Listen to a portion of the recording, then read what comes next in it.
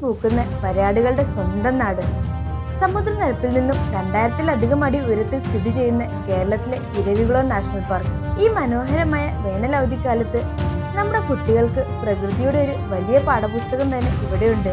ലോകത്ത് മറ്റെവിടെയും കാണാത്ത പശ്ചിമഘട്ടത്തിന്റെ മാത്രം സ്വത്തായ വരയാടുകളെ അവയുടെ സ്വാഭാവികമായ സാഹചര്യത്തിൽ അടുത്ത് കാണാൻ ഇതിലും നല്ലൊരു ഇടമില്ല. പ്രകൃതിയും വന്യതയും ഒന്നിക്കുന്ന ഇരവികുളത്തെ ഈ അപൂർവ കാഴ്ചകളിലേക്ക് നമുക്ക് ഒരുമിച്ച് പോകാം. ഇന്നിപ്പോൾ ശനിയാഴ്ചയാണ്. അത്യാവശ്യം തിരക്കൊക്കെ ഉണ്ട്. ആൾക്കാർ നല്ല രീതിക്ക് വരുന്നുണ്ട്. ഞങ്ങൾ 8 മണിക്ക് ഇവിടെ എത്തിയെങ്കിലും 1-2 ബസ്സൊക്കെ ഞങ്ങളുടെ മുന്നേ തന്നെ പോയിട്ടുണ്ടായിരുന്നു. ആക്ച്വലി 8 മണിക്കാണ് ഗേറ്റ് ഓപ്പൺ ചെയ്യാറുണ്ടായിരുന്നത്. ഇന്നിപ്പോൾ ഈ തിരക്ക് കാരണമെന്ന് തോന്നുന്നു കുറച്ച് മുമ്പ് തന്നെ ഓപ്പൺ ചെയ്തിട്ടുണ്ട്. പിന്നെ നിങ്ങൾ ഇങ്ങനെയൊക്കെ ദിവസം വരുമ്പം എന്തായാലും ഇവിടെ നിങ്ങൾ ഓൺലൈനിൽ ടിക്കറ്റ് എടുത്തിട്ട് വേണം വരാൻ. ഞങ്ങൾ ഓൺലൈനിൽ ടിക്കറ്റ് എടുത്തുകൊണ്ട് പെട്ടെന്ന് വരാൻ പറ്റി. ഇപ്പം അവിടെ വലിയ ക്യൂ ഉള്ളത്. നമ്മൾ ബസ്സിൽ വന്ന് ഇവിടെ ഇറങ്ങി നമ്മുടെ ബാഗൊക്കെ ചെക്ക് ചെയ്തിട്ടാണ് മുകളിലേക്ക് നടന്നു പോകുന്നത്. ഇവിടെ ഒരു കഫറ്റീരിയയും പിന്നെ ഇവിടെ ഒരു മ്യൂസിയം ഒക്കെ ഉണ്ട്. ഇതിൻ്റെ ഹിസ്റ്ററി ഒക്കെ പറയുന്ന മ്യൂസിയം. അവിടെയൊക്കെ കയറി കണ്ടിട്ട് വേണമെങ്കിൽ നിങ്ങൾക്ക് മുകളിലേക്ക് പോകാം. നിങ്ങൾ വരുമ്പോൾ നിങ്ങളുടെ കയ്യിൽ ഭക്ഷണ സാധനങ്ങളൊക്കെ എന്തെങ്കിലും ഉണ്ടെങ്കിൽ അതൊക്കെ ഇവിടെ എത്തുന്നതിന് മുമ്പ് തന്നെ തിന്നുക, അല്ലെങ്കിൽ അത് വണ്ടിയിൽ വെച്ചിട്ട് വരികയാണ് ഏറ്റവും നല്ലത്. എന്തായാലും ഇതിൻ്റെ മുകളിലേക്ക് ഭക്ഷണ സാധനങ്ങളൊന്നും കൊണ്ടുപോകാൻ സമ്മതിക്കില്ല. പിന്നെ നിങ്ങൾക്ക് വെള്ളം കൊണ്ടുപോകാം. ഇന്നിപ്പോൾ ഞങ്ങൾ വന്നപ്പം അത്യാവശ്യം വെയിലൊക്കെ ഉണ്ട്. അപ്പം തൊപ്പിയോ കുടയോ എന്തെങ്കിലും കൈ പിടിക്കുന്നത് നല്ലതായിരിക്കും. ഇവിടെ നിന്നാണ് നമ്മൾ നടക്കാൻ തുടങ്ങുന്നത്. ഇവിടെ നിന്ന് ഇങ്ങനെ നടന്ന് തിരിഞ്ഞ് ഈ വഴിയിലൂടെയൊക്കെ പോയി നമ്മൾ ഏറ്റവും ടോപ്പിലേക്ക് എത്തണം. ചില ദിവസം നമ്മൾ ഈ ഗേറ്റിൻ്റെ ഇവിടെ എത്തുമ്പോൾ തന്നെ ഇവിടെ നമുക്ക് വരാടിനെ കാണാം. ഇന്നിപ്പോൾ ഞങ്ങൾ ഇവിടെ എത്തിയപ്പം അങ്ങനെ താഴെയൊന്നും കണ്ടില്ല. പിന്നെ ഇവിടെ ഗൈഡിനോടൊക്കെ ചോദിച്ചപ്പം പറഞ്ഞത് ഇതുവരെ ഇറങ്ങിയിട്ടില്ലെന്നാണ് തോന്നിയതാണ്. നമുക്ക് മുകളിൽ പോയി നോക്കാം, കിട്ടൂലെന്നൊന്നും അറിയില്ല. ഇത് കണ്ടോ, രാവിലെ തന്നെ അവർ ഈ റോഡൊക്കെ ക്ലീൻ ചെയ്യാണ്.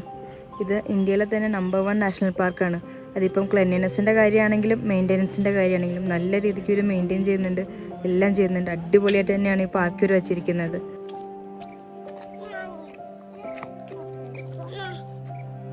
വീഡിയോ ആണ്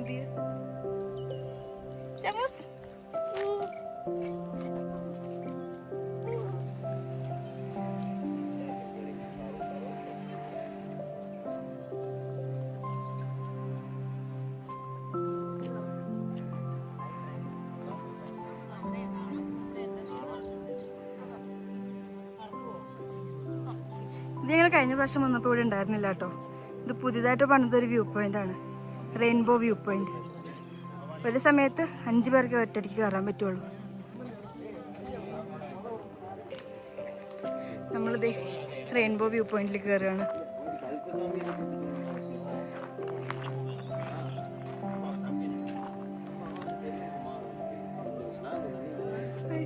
നല്ല കളറ്, നല്ല ഭംഗിയുണ്ട് കാണാൻ.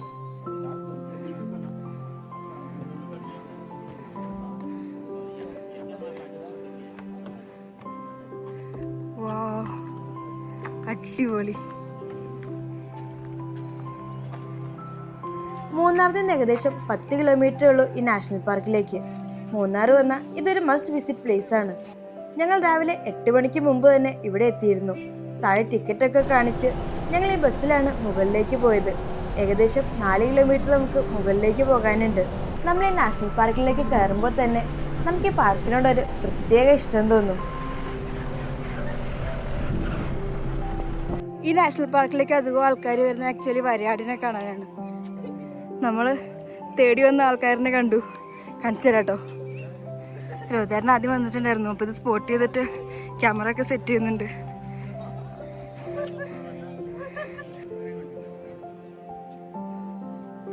പെട്ടെന്ന് കാണാൻ ബുദ്ധിമുട്ടാ, ഭയങ്കര ക്യാമറ ഫ്ലാഷ് അത്.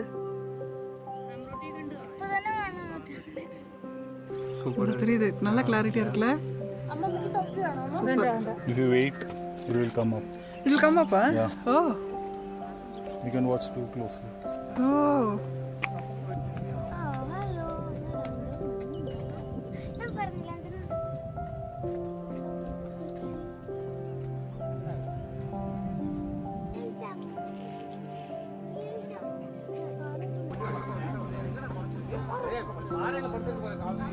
ഈ വരയാടുകൾ അധികം ഹേർഡായിട്ടാണ് നടക്കാറ്. ചിലപ്പോഴൊക്കെ പല ഹേർഡും ഒരുമിച്ച് കൂടി ഫോക്കായിട്ട് നടക്കുന്നത് കാണാം. പിന്നെ ഈ ഹേർഡിലധികം പെൺവരയാടുകളും കുട്ടികളും ആയിരിക്കും ഉള്ളത്. ആൺവരയാടുകൾ പൊതുവെ ഒറ്റയ്ക്ക് നടക്കാൻ ഇഷ്ടപ്പെടുന്നവരാണ്. നമ്മുടെ കേരളത്തിൽ ഇത്ര അടുത്തു നിന്നും ഇത്ര ഭംഗിയിലും നീലഗിരി താറിനെ കാണാൻ പറ്റിയ സ്ഥലം അധികമൊന്നുമില്ല. നമ്മുടെ ഇരവിള നാഷണൽ പാർക്കും മീശപ്പുലിമലയും അങ്ങനെ കുറച്ച് സ്ഥലങ്ങളേ ഉള്ളൂ. ഇപ്പൊ വേറെ കുറച്ച് സ്ഥലത്തൊക്കെ നീലഗിരി താറിനെ സ്പോട്ട് ചെയ്തതായി റിപ്പോർട്ട് വന്നിട്ടുണ്ട്. പക്ഷെ അങ്ങോട്ടൊന്നും നമുക്ക് പോകാനുള്ള പെർമിഷൻ ഇല്ല.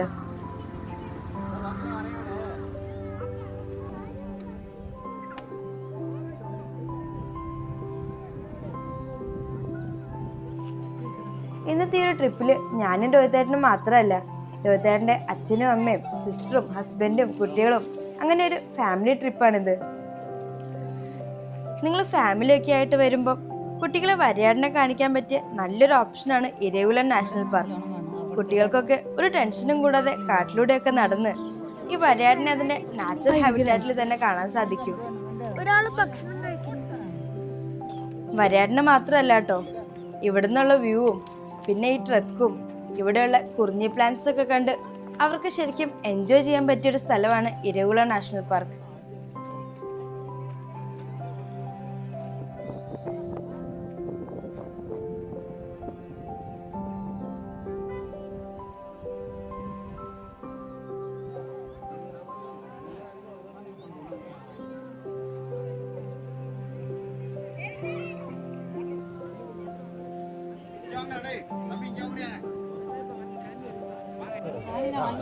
നമുക്കിന്ന് ഇവിടെ വന്നപ്പോൾ വരയാടിന്റെ സൈറ്റും കിട്ടി.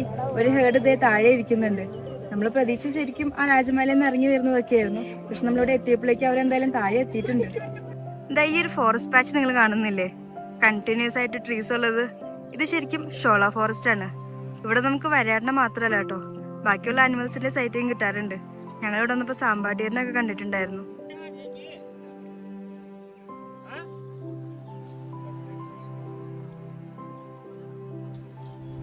ആ വരയാടും ആ കുട്ടിയും പോയി നിൽക്കുന്ന സ്ഥലവും നോക്കിയേ, എന്ത് രസമല്ലേ കാണാൻ.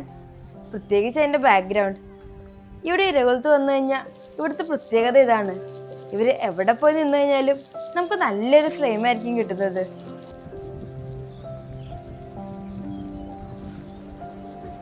ഈ ഇരവിള നാഷണൽ പാർക്ക് കണ്ണൻദേവൻ ഹിൽസിലാണ് സ്ഥിതി ചെയ്യുന്നത്.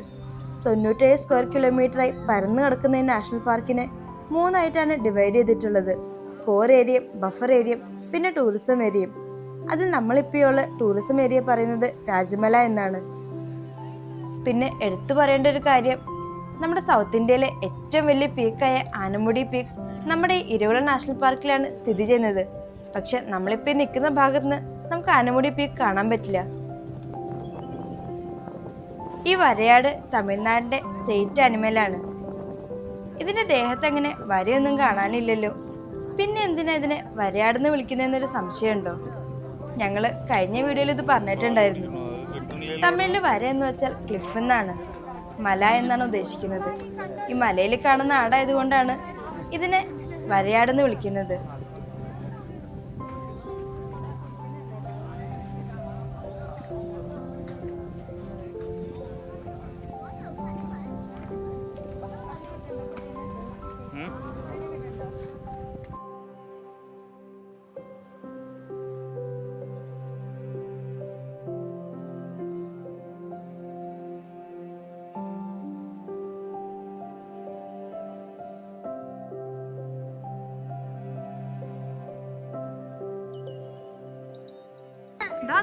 അങ്ങോട്ട് നോക്കൂ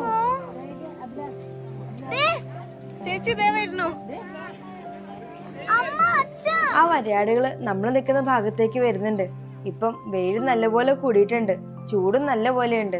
ആ വരയാടുകള് വെള്ളം ഒഴുകി പോകുന്ന ഭാഗത്തേക്കാണ് വരുന്നത്. നമുക്കിനി അവരെ ഒന്നും കൂടി അടുത്തുനിന്ന് കാണാം.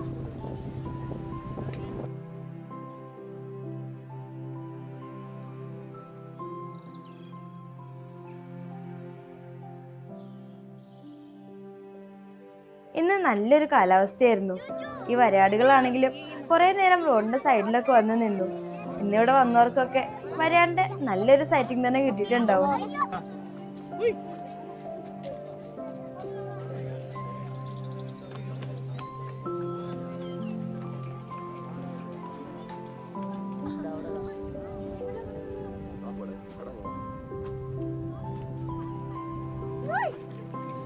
താറിൽ 3 സ്പീഷീസാണ് ഉള്ളത്: ഹിമാലയൻ താർ, അറേബ്യൻ താർ, നീലഗിരി താർ.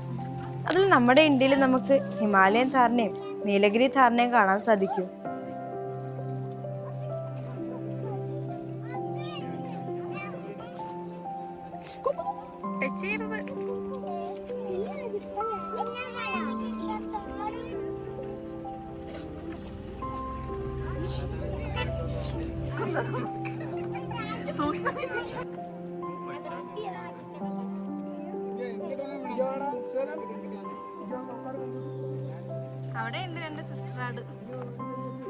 ഈ വരയാട് വന്ന് നിൽക്കുന്ന സ്ഥലം നോക്കി, അതിന്റെ ബാക്ക്ഗ്രൗണ്ട് കാണാൻ എന്ത് രസമല്ലേ.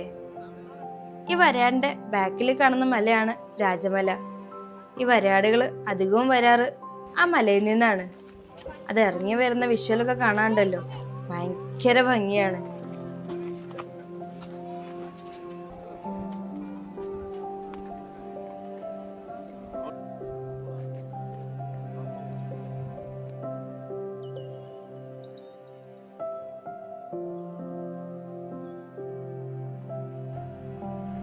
ആയിരത്തി 200 മുതൽ 2600 മീറ്റർ ഉയരത്തിലാണ് ഇവ കാണപ്പെടുന്നത്. നല്ല തുറസായ പുൽമേടുകളിലും കുത്തനെയുള്ള പാറക്കെട്ടുകളിലും പിന്നെ ചോലക്കാടുകളിലുമാണ് ഇവ വസിക്കുന്നത്. ഇന്ത്യയിൽ മാത്രമേ നമുക്ക് നീലഗിരി താറിനെ കാണാൻ സാധിക്കുകയുള്ളൂ. അതും എല്ലാ സ്ഥലത്തൊന്നും കാണാൻ സാധിക്കില്ല, നമ്മുടെ ഈ പശ്ചിമഘട്ടത്തിൽ മാത്രം. ഇവയെ അധികവും കണ്ടുവരുന്നത് നമ്മുടെ ഈ കേരളത്തിലും പിന്നെ തമിഴ്നാട്ടിലുമാണ്.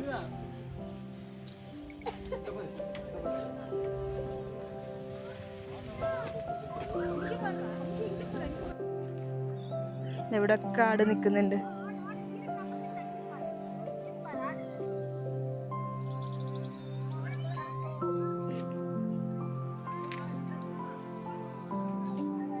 ഈ ഒരു മലയിൽ നിന്നാണ് ഇവർ അധികം ഇറങ്ങി വരുന്നത്. ആ ഇറങ്ങി വരുന്ന വരവൊക്കെ കാണണ്ടല്ലോ, ഭയങ്കര രസമാണ്. ഇതിവിടെ ക്യാപ്റ്റീവ് ഒന്നുമില്ല കേട്ടോ, ഇത് ഇവരുടെ നാച്ചുറൽ ഹാബിറ്റാറ്റ് ആണ്. ഇവിടെ വരുമ്പോൾ മിക്ക സ്ഥലത്തും നമുക്ക് ഡു നോട്ട് ടച്ച് എന്നും ഡു നോട്ട് ഫീഡ് എന്നൊക്കെ എഴുതി വെച്ചേക്കുന്നത് കാണാം. എന്നാൽ ഇവിടെ വരുന്നവർക്ക് ഇതിനൊന്ന് ടച്ച് ചെയ്തില്ലെങ്കിൽ എന്തോ ഒരു ബുദ്ധിമുട്ട് പോലെയാണ്. കുട്ടികളൊക്കെ വന്ന് ടച്ച് ചെയ്യുമ്പോൾ നമുക്കത് മനസ്സിലാക്കാം, അത് അവരുടെ ക്യൂരിയോസിറ്റി കാരണം ടച്ച് ചെയ്ത് പോകുന്നതാവും. എന്നാലും ഈ മുതിർന്നവരൊക്കെ ഒന്ന് ടച്ച് ചെയ്യുന്ന കാണുമ്പോൾ ശരിക്കും പറഞ്ഞാൽ നല്ല ബുദ്ധിമുട്ട് തോന്നുന്നുണ്ട്.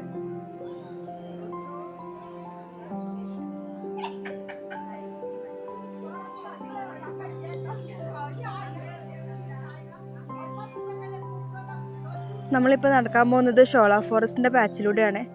നമ്മളിതിൻ്റെ ഉള്ളിലേക്ക് കയറുമ്പോൾ തന്നെ ഉണ്ടല്ലോ, ശരിക്കും പറഞ്ഞു കഴിഞ്ഞാൽ നമ്മൾ AC ഇട്ട റൂമിലേക്ക് കയറുന്ന പോലെയാണ്.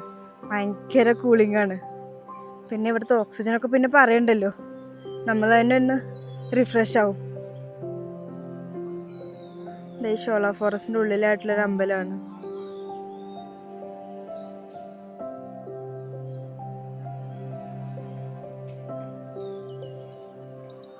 ഇനി നമ്മൾ പോകുന്നത് കുറിഞ്ഞി ഗാർഡനിലേക്കാട്ടോ.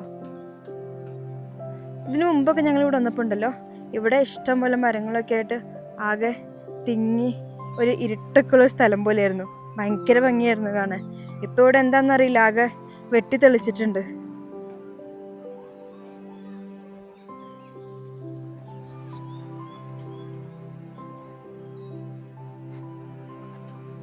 നമ്മളിനി നടന്നെത്തുന്നത് കുറിഞ്ഞി ഗാർഡനിലേക്കാണ്.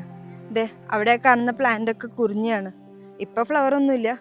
ഇവിടെ ആക്ച്വലി ഇനി ഫ്ലവർ വരാൻ പോകുന്നത് 2030-ലാണ്. ഇവിടെയൊക്കെ വന്ന് നിൽക്കാൻ തന്നെ ഭയങ്കര രസമാണ്.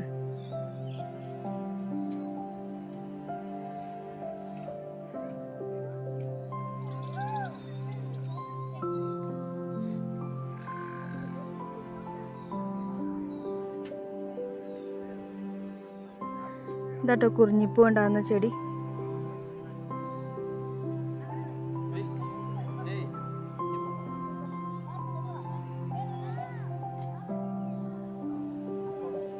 കഴിഞ്ഞ പ്രാവശ്യം വന്നപ്പം ഈ വഴി നേരെ അങ്ങോട്ടായിരുന്നു. ഇപ്പം ഇവിടെ ഒരു ഫോട്ടോ പോയിന്റ് ഒക്കെ ഉണ്ടാക്കിയിട്ടുണ്ട്.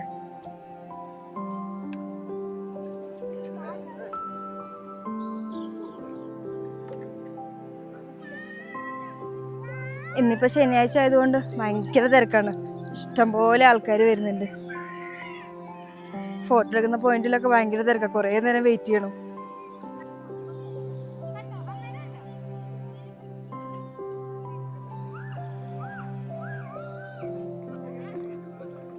നമ്മളിപ്പോൾ നടന്നു വന്ന കുറിഞ്ഞി ഗാർഡൻ ഇതാണ്.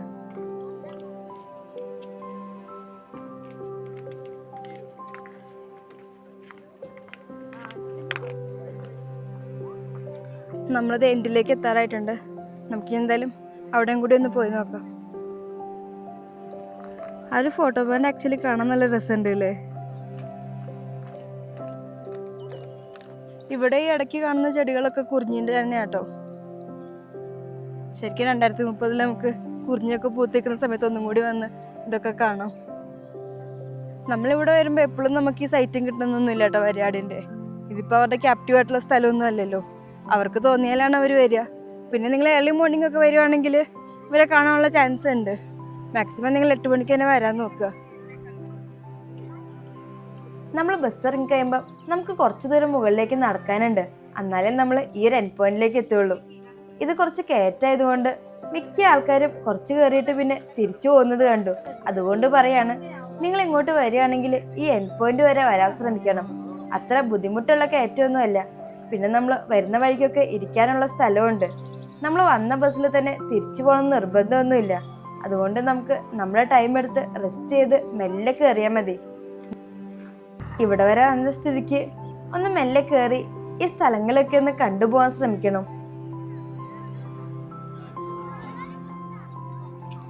ഇവിടെ വരെ നമുക്ക് വരാൻ പറ്റുള്ളൂ. ഇതാണ് ലിമിറ്റ്. നമുക്ക് ഇവിടുന്ന് റിട്ടേൺ പോകണം.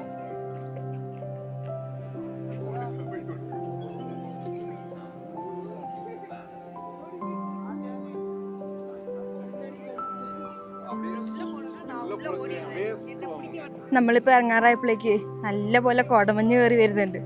ഇനിയിപ്പോൾ ഇവിടെ നിന്നുള്ള വ്യൂ ഒക്കെ കുറയും. പക്ഷെ ക്ലൈമറ്റ് അടിപൊളിയാവും കേട്ടോ. നല്ല തണുപ്പൊക്കെ ആവും. ഇപ്പം നല്ല വെയിലുണ്ട്. പക്ഷെ ഇടയ്ക്ക് നല്ല കാറ്റുള്ളതുകൊണ്ട് അങ്ങനെ വലിയ ചൂടൊന്നുമില്ല. ഇനി നിങ്ങളുടെ ഒപ്പം തീരെ നടക്കാൻ ബുദ്ധിമുട്ടൊക്കെ ഉള്ളവരാണ്, നടന്നങ്ങനെ വലിയ പരിചയമില്ലാത്തവരൊക്കെ ആണെങ്കിൽ നിങ്ങൾക്ക് താഴെ തന്നെ ബാറ്ററി കാറിൻ്റെ ഓപ്ഷൻ അവൈലബിൾ ആണ്. ചെറിയൊരു എമൗണ്ടേ വരുന്നുള്ളൂ. ആ ബാറ്ററി കാറിലും നിങ്ങൾക്ക് ഈ ഒരു എൻഡ് വരെ വരാം.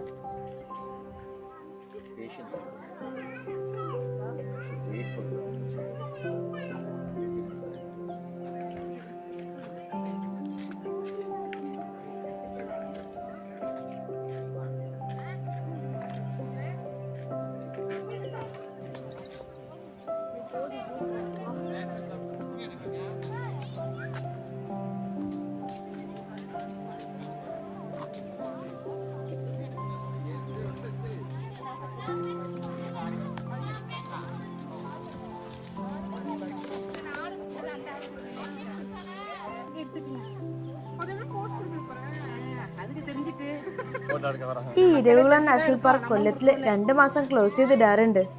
ഇത് വരയാടിന്റെ കാവിംഗ് സീസണിലാണ് ക്ലോസ് ചെയ്തിടുന്നത്. IUCN റെഡ് ലിസ്റ്റിൽ എൻഡേഞ്ചേർഡ് കാറ്റഗറിയിലാണ് ഈ വരയാടുകൾ വരുന്നത്. പിന്നെ ഇതത്ര കോമൺ ആയിട്ട് കാണപ്പെടുന്ന അനിമലൊന്നുമല്ല. അതുകൊണ്ട് തന്നെ ഇവയുടെ പ്രൊട്ടക്ഷൻ എന്നുള്ളത് ഈ നാഷണൽ പാർക്കിന്റെ അറ്റ്മോസ്റ്റ് പ്രയോറിറ്റിയാണ്. ഇവയുടെ കാവിംഗ് സീസൺ ഫെബ്രുവരി മാർച്ച് ആ ഒരു ടൈമിലാണ് വരുന്നത്. നിങ്ങൾ ഇങ്ങോട്ട് വരുന്നുണ്ടെങ്കിൽ ആ ടൈം ഒന്ന് ചെക്ക് ചെയ്തിട്ട് വരാൻ നോക്കണം. പാർക്ക് ഇപ്പോൾ ഓപ്പൺ ആട്ടോ. ഞങ്ങൾ പോയത് ഏപ്രിൽ ലാസ്റ്റ് വീക്കിലായിരുന്നു. പാർക്ക് ഓപ്പൺ ആയിട്ട് ജസ്റ്റ് 1 വീക്ക് ആയിട്ടുണ്ടായിരുന്നുള്ളൂ. അതുകൊണ്ട് ഞങ്ങൾക്ക് കുറേ വരയാടിൻ്റെ കുട്ടികളെ കാണാൻ സാധിച്ചു.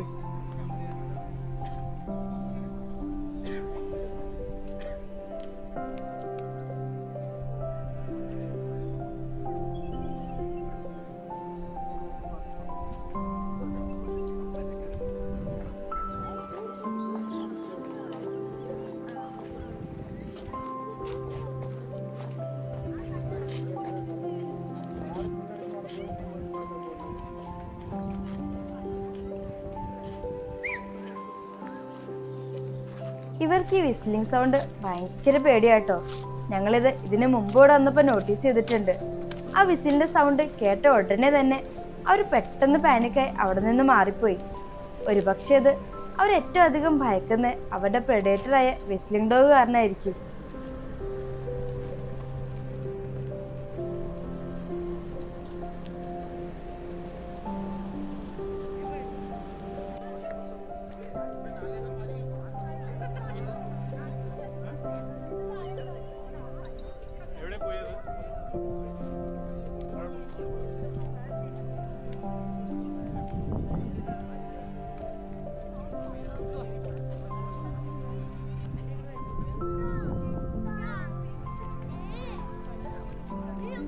നമ്മൾ രാവിലെ വന്നതാണ്. ഇപ്പം ഏകദേശം ഉച്ചയൊക്കെ ആവാറായി. ഇനി നമുക്ക് തിരിച്ചു പോകണം. ഇവരും നമ്മുടെ ഒപ്പം താഴേക്ക് വരുന്നുണ്ട്. ഇനി വരുന്ന ആൾക്കാർക്കൊന്നും അത്ര മുകളിലേക്ക് പോകേണ്ടി വരില്ല ഇവരുടെ സൈറ്റിംഗ് കിട്ടാൻ. ഇവരും ഇപ്പം കുറേ താഴത്തേക്ക് എത്തിയിട്ടുണ്ട്. ഇവിടെ നാഷണൽ പാർക്കിൽ ഇതുപോലെ ഒരുപാട് ബസ്സുണ്ട്. അതിങ്ങനെ രാവിലെ മുതൽ വൈകുന്നേരം വരെ ഷട്ടിൽ അടിച്ചുകൊണ്ടിരിക്കും. നമ്മൾ കണ്ടു കഴിയുമ്പോൾ നമുക്ക് ഇഷ്ടമുള്ള വണ്ടിയിൽ നമുക്ക് താഴേക്ക് പോകാം. ഇത് ഇവിടെയുള്ളൊരു വാട്ടർഫോളാണ്. ഇപ്പം വെള്ളമൊന്നും ഇല്ലാത്തത് കൊണ്ട് അത്ര ഭംഗി തോന്നുന്നില്ലെങ്കിലും മഴക്കാലത്ത് ഇതിലൂടെ വരുമ്പോൾ നല്ല ഭംഗിയാണ്.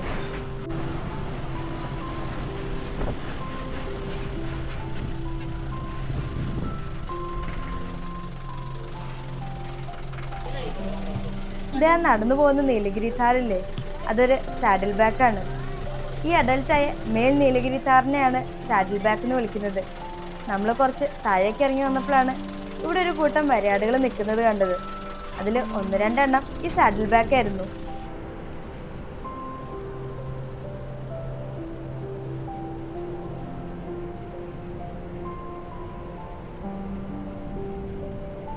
രാവിലെ ഞങ്ങൾ നേരെ മുകളിലേക്ക് പോയതുകൊണ്ട് ഇവിടെ ഒന്നും ഷൂട്ട് ചെയ്യാൻ പറ്റില്ല. ഇതിവിടെ ടിക്കറ്റ് എടുക്കുന്ന സ്ഥലമാണ്. ഞങ്ങൾ രാവിലെ പോയ സമയത്ത് നല്ല തിരക്കായിരുന്നു ഇവിടെ. ടിക്കറ്റ് എടുക്കാൻ വേണ്ടി ഒരു നീണ്ട ക്യൂ തന്നെ ഉണ്ടായിരുന്നു. ഞങ്ങൾ ഓൾറെഡി ഓൺലൈനിൽ ടിക്കറ്റ് എടുത്ത് വന്നുകൊണ്ട് ഇവിടെ അങ്ങനെ ക്യൂ ഒന്നും നിൽക്കേണ്ടി വന്നില്ല. നിങ്ങളിങ്ങോട്ട് വരുന്നുണ്ടെങ്കിൽ ഓൺലൈനിൽ ടിക്കറ്റ് എടുത്ത് വരാനാണ് ഞാൻ സജസ്റ്റ് ചെയ്യുക. രാവിലെ ഞങ്ങൾ പോയ സമയത്ത് ആക്ച്വലി ഇവിടെ വലിയ ക്യൂ ഒന്നും ഉണ്ടായിരുന്നില്ല. അപ്പം തിരക്ക് വരുന്നതിന് മുമ്പ് ഞങ്ങൾ സ്പീഡിൽ പോയതാ. അതുകൊണ്ട് ഞങ്ങൾക്ക് ക്യൂ ഒന്നും നിൽക്കാതെ വേഗം തന്നെ പോകാൻ പറ്റി. ഇപ്പം നോക്കിയാൽ എന്താ ക്യൂന്ന്.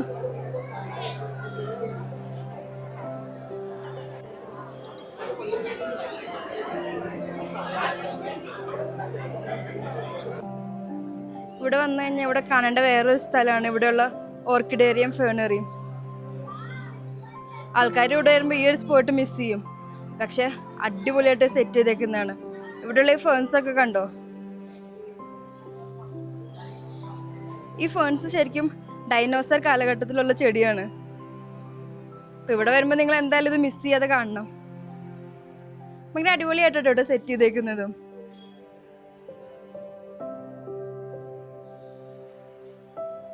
ഒരു പോണ്ടൊക്കെ കൊടുത്ത്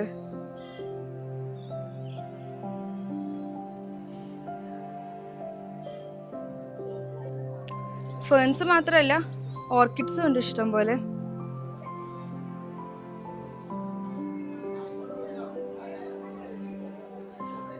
ഈ ഒരു തിരക്ക് വരുമെന്ന് അറിയാവുന്നതുകൊണ്ടാണ് ഞങ്ങൾ ആക്ച്വലി രാവിലെ വന്നപ്പോൾ ഇവിടെ കയറാതെ നേരെ മുകളിലേക്ക് പോയത്. ഇന്നിപ്പോൾ ശനിയാഴ്ചയും കൂടി ആയതുകൊണ്ട് നല്ല തിരക്കാണ്. ഇങ്ങോട്ടൊന്നും ശരിക്കും രാവിലെ വന്നപ്പോൾ ഒന്നും ക്യൂ ഉണ്ടായിരുന്നില്ല. ഇന്നത്തെ ഇരവികുളം നാഷണൽ പാർക്കിൻ്റെ വീഡിയോയുടെ അവസാനിക്കുകയാണ്. വീഡിയോ നിങ്ങൾക്ക് എല്ലാവർക്കും ഇഷ്ടപ്പെട്ടു എന്ന് വിചാരിക്കുന്നു. പുതിയൊരു വീഡിയോയുമായി വീണ്ടും കാണാം. Thanks for watching.